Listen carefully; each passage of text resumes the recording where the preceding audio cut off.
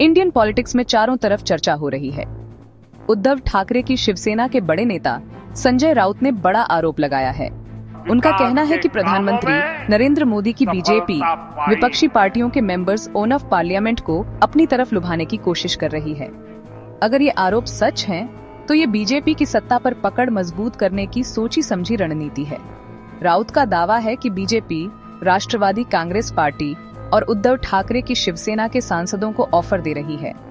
शरद पवार की एनसीपी के लोकसभा में अभी 8 सीटें हैं। उद्धव ठाकरे की शिवसेना के पास 9 सीटें हैं। राउत के मुताबिक ये 17 सांसद बीजेपी के निशाने पर हैं।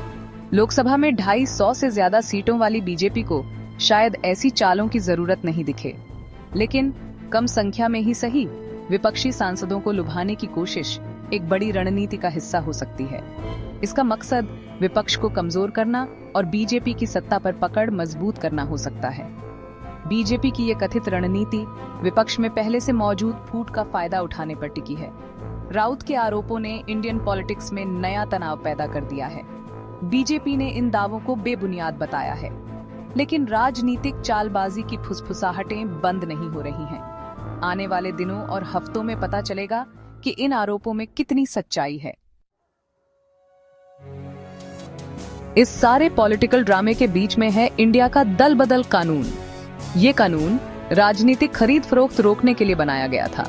इसमें साफ बताया गया है कि किन हालात में एक सांसद दल बदल सकता है बिना अपनी सदस्यता गंवाए। कानून के हिसाब से अगर किसी पार्टी के 2/3 सांसद किसी दूसरी पार्टी में मिल जाते हैं तो उनकी सीटें सुरक्षित रहती हैं, लेकिन अगर कम संख्या में सांसद दल बदलते हैं तो उनकी सदस्यता जा सकती है। इस कानून से बीजेपी की कथित रणनीति और भी पेचीदा हो जाती है। एनसीपी या शिवसेना के इतने सारे सांसदों को अपनी तरफ खींचना जो 2/3 के आंकड़े को पूरा कर सकें मुश्किल लगता है। इसलिए अगर बीजेपी वाकई ऐसा कर रही है तो उसे सावधानी से कदम उठाने होंगे। दल बदल कानून भले ही स्थिरता के लिए बनाया गया हो, लेकिन इसे अक्सर दोधारी तलवार कहा जाता है। कहा जाता है कि ये कानून खुले दल बदल को तो रोकता है, लेकिन पार्टियों के अंदर असंतोष को भी दबाता है और सांसदों की आजादी को कम करता है।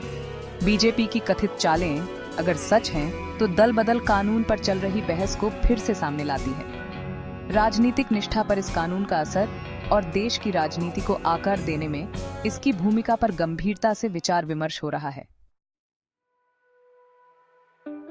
बीजेपी की इस कथित कोशिश में एनसीपी और उद्धव ठाकरे की शिवसेना मुख्य निशाने पर हैं। इसकी वजह समझना मुश्किल नहीं है। दोनों पार्टियां अभी सत्ता से बाहर हैं, केंद्र में भी और महाराष्ट्र में भी। उनके सांसद, खासकर वो जिनकी मंत्री बनने की इच्छा है या जो अपनी पार्टी में उपेक्षित महसूस करते हैं, सत्ताधारी पार्टी के ऑफर के लिए ज्यादा तैयार हो सकते हैं। बीजेपी को इस तरह की चालों से बड़ा फायदा हो सकता है। विपक्ष से कुछ सांसद आने से भी संसद में बीजेपी की संख्या और बढ़ जाएगी। इससे पार्टी को कानून बनाने में और ताकत मिलेगी और सहयोगियों पर निर्भरता कम होगी। इसके अलावा अगर ऐसा होता है तो विपक्ष का मनोबल टूटेगा और बीजेपी की अजेय होने की धारणा बनेगी। इससे ये संदेश जाएगा कि बीजेपी ही एकमात्र पार्टी है जो स्थिरता और सत्ता का रास्ता दे सकती है। लेकिन इस रणनीति में जोखिम भी है। खरीद फरोख्त और दल बदल के आरोप उल्टे भी पड़ सकते हैं और ऐसे वोटर्स नाराज हो सकते हैं जो इसे लोकतंत्र विरोधी मानते हैं। बीजेपी को अपने राजनीतिक कदम उठाते वक्त इन जोखिमों को ध्यान में रखना होगा। बीजेपी की विपक्षी सांसदों को लुभाने की ये कथित कोशिशें ऐसे समय में हो रही हैं जब भारत का राजनीतिक परिदृश्य तेजी से बदल रहा है। विपक्ष बिखरा हुआ जरूर है, लेकिन बीजेपी के खिलाफ एकजुट होने की कोशिश कर रहा है। इंडिया गठबंधन इसका उदाहरण है, लेकिन ये गठबंधन अभी शुरुआती दौर में है और इसका भविष्य अनिश्चित है। विपक्ष में अंदरूनी मतभेद और महत्वाकांक्षाएं इसकी एकता को कमजोर कर सकती हैं। कांग्रेस पार्टी, जो कभी भारतीय राजनीति में सबसे बड़ी ताकत थी, अब अस्तित्व के संकट से जूझ रही है। विपक्ष को एक साथ रखने की उसकी क्षमता पर सवाल उठ रहे हैं। नरेंद्र मोदी के नेतृत्व में बीजेपी भारत की सबसे मजबूत राजनीतिक ताकत बनी हुई है। राष्ट्रवाद, कल्याणकारी योजनाएं और मजबूत संगठन के मेल से वो वोटर्स पर अपनी पकड़ बनाए हुए हैं। लेकिन पार्टी के सामने चुनौतियां भी हैं। सुस्त अर्थव्यवस्था, बढ़ती बेरोजगारी और सामाजिक अशांति बीजेपी की लोकप्रियता को कम कर सकते हैं।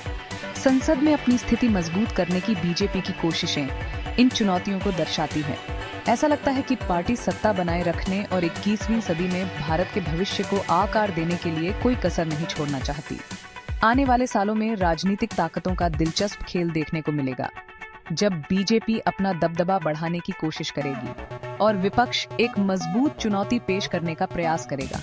इस राजनीतिक संघर्ष का नतीजा दुनिया के सबसे बड़े लोकतंत्र के लिए बहुत अहम होगा।